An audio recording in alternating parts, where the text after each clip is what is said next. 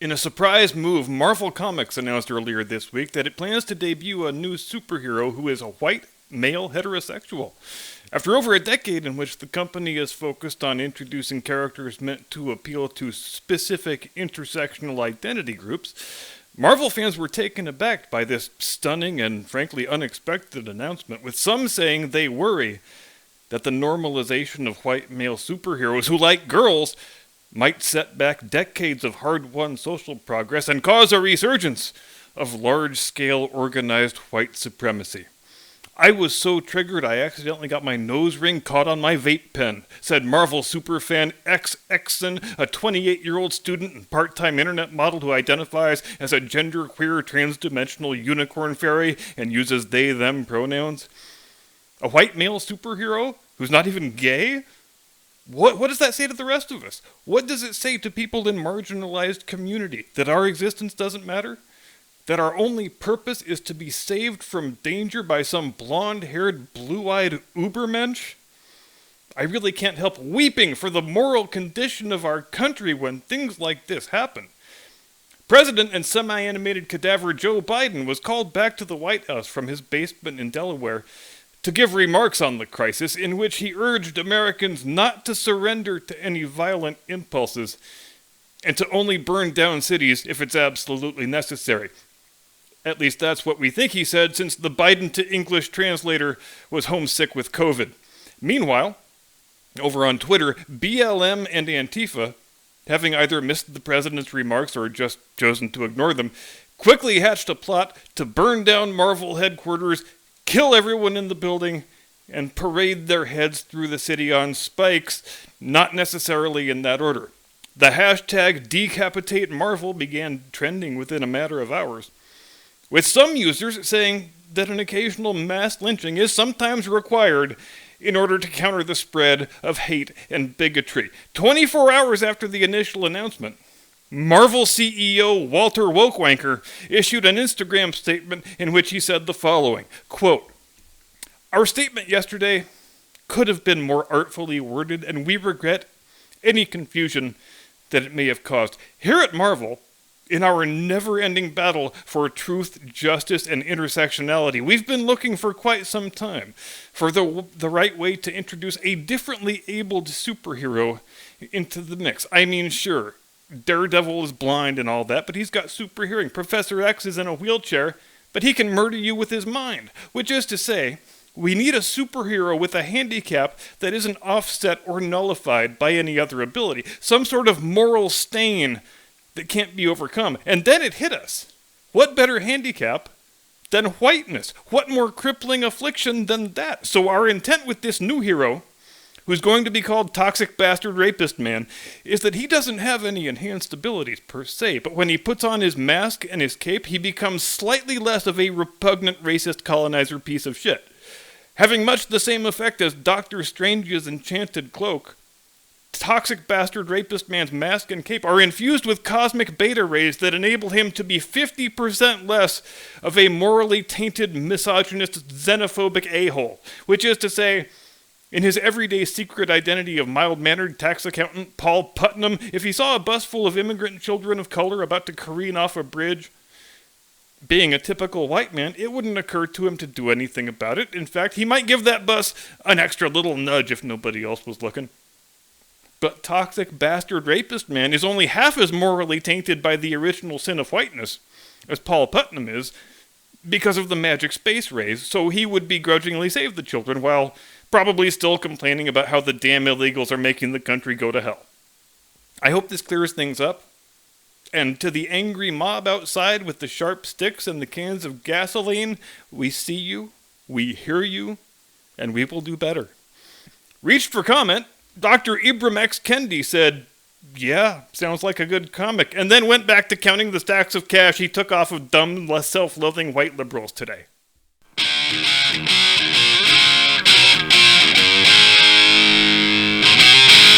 From high atop the battlements of Castle Curmudgeon, where the women are clean, the air is buxom, and the sheep are still in hiding, good evening, Mr. and Mrs. America, and all ships at sea. Welcome to the program. Happy Friday. Happy Independence Day weekend in the greatest country on this planet or any other. I am your eponymous host and humble servant. 3 days ago, and at some remove from her actual confirmation. Ketanji Brown Jackson was sworn in, at long last, as a Supreme Court justice, and you may remember lots of people around the time when she was confirmed celebrating the fact that at long last our long national nightmare was over, and after 25 years of every single judge on television being a strong, powerful black woman who don't take no lip from nobody, there finally was going to be one on the Supreme Court. This fact alone, they told us, was going to make the Supreme Court a more credible institution, and moreover, it would materially improve the moral condition of the nation more broadly. And it did nothing to dampen the weight of the occasion that the new justice said in public that she can't say what a woman is because she's not a biologist. And I don't think I've talked before, or maybe I have, who knows, about why I love that answer so much, because not only does it make her sound like a total dumbass, but unwittingly she winds up destroying the already specious argument that she's attempting to make. You know why? Because if you need a biologist to tell you the difference between men and women, the biologist is going to give you an answer that does not predicate itself on whether the person is wearing a wig and a dress and some lipstick. The biologist is going to say, ovaries, fallopian tubes, uterus, yep, this here is a lady-type person, all right? That's my professional diagnosis. So I'm not a biologist. That was just about the worst, most self-defeating thing she possibly could have appended to that statement. And needless to say, I cannot wait to start reading Justice Jackson's opinions on the weighty legal matters of the day. I'm sure each one is going to be an intellectual tour de force and not just a tiresome litany of personal value judgments. So there it is. Everybody on the left is on the same page, aren't they? Black woman Supreme Court justice replacing a crusty old white man. It's awesome. Let's celebrate. Let's fundraise off of it, because fundraising, that's part of the celebration process, obviously. And one of the loudest voices in that chorus, perhaps the most enthusiastic fundraiser, as she often is, was the Honorable Gentle Lady from New York, 14th District, Alexandria Ocasio-Cortez. So it was with some confusion that I awoke Wednesday morning, the very next day after Justice Jackson's swearing in, to hear that AOC wants to abolish the Supreme Court now. And this is probably the point where you're saying, Jesus, people are really overreacting to this Roe v. Wade thing. But that is not why she wants to abolish the court. She wants to abolish the court because the court is not doing enough to help defeat the sun monster. And do you remember how I said on Monday, or maybe it was last week, that the overturning of Roe marks the first meaningful rollback of federal government power in my lifetime and beyond? The EPA decision is even better in that regard. So this has been a really, really outstanding Supreme Court session so far. We're seeing the court actually start to do things that matter. Things that have needed to be done for decades, and they're being done largely over the objections of the Chief Justice. And I can't remember which commentator it was who said it, or I would give proper attribution, because I agree with it. He said, "This is Clarence Thomas's court. It's a tragic mistake that he's not the Chief Justice. He should have been the Chief Justice since 2005, but make no mistake, it is Clarence Thomas's intellect and moral courage and devotion to the precepts of American federalism that are driving this court and driving it in a good, proper, constitutionally coherent direction. And there's not a goddamn thing that John Roberts or any other sheep in sheep's clothing can do about it."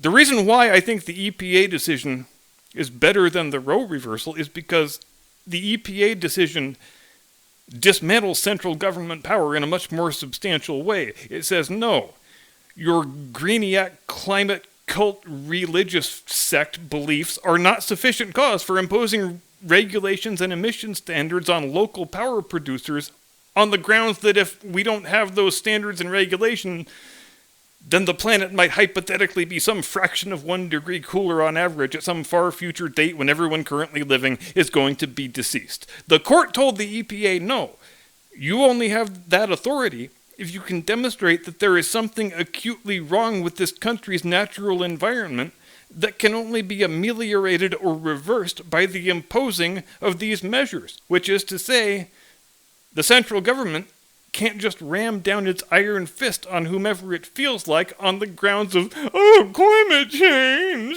Furthermore, the federal government is not a hobby horse for the party in power to forcibly ram down its own political preferences, which in the presidencies of Barack Obama and the corpse formerly known as Joe Biden, and to some degree all the way back to the presidency of Bill Clinton, the EPA has been exactly that, a Democrat Party political cudgel.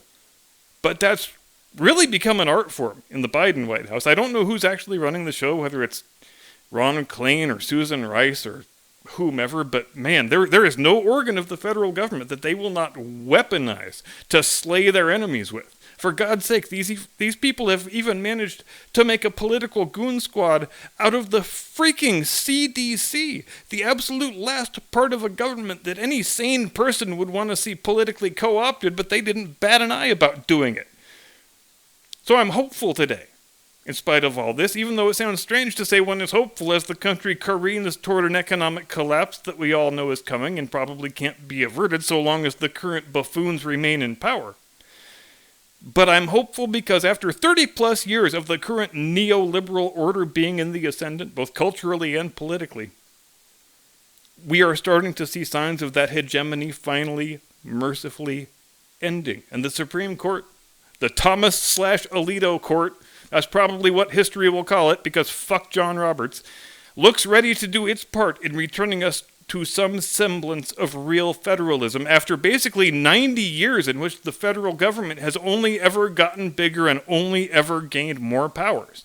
To a person like AOC, I don't want to be presumptuous here, but she impresses me as a young woman who might actually be stupid enough to believe this EPA ruling will actually harm the planet in some material way. Like in her little walnut-sized mind when she's not busy planning what she's going to wear in her next TikTok video, I can only imagine that she's managed to conflate federal government power with the actual well-being of the entire planet.